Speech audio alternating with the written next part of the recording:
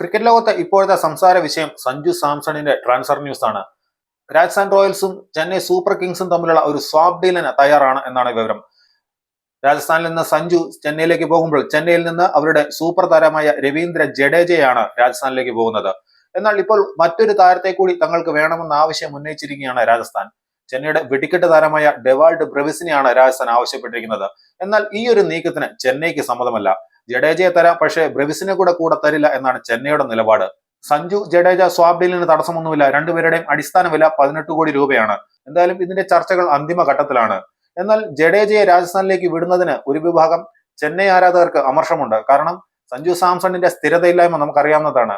IPL ആദ്യ ചില മത്സരങ്ങളിൽ മികച്ച പ്രകടനം കാഴ്ചവെക്കുകയും പിന്നീട് ഫോം മങ്ങുകയും ചെയ്യുകയാണ് സഞ്ജുവിന്റെ പതിവ്. അതാണ് കാരണം. എന്നാൽ ചെന്നൈ സൂപ്പർ കിങ്സ് സഞ്ജുവിനെ ധോണിയുടെ ഒരു പിൻഗാമിയായിട്ടാണ് കാണുന്നത്. വരുന്ന ദിവസങ്ങളിൽ ഇതിനെക്കുറിച്ചുള്ള കൂടുതൽ വിവരങ്ങൾ നമുക്ക് അറിയാൻ കഴിയും.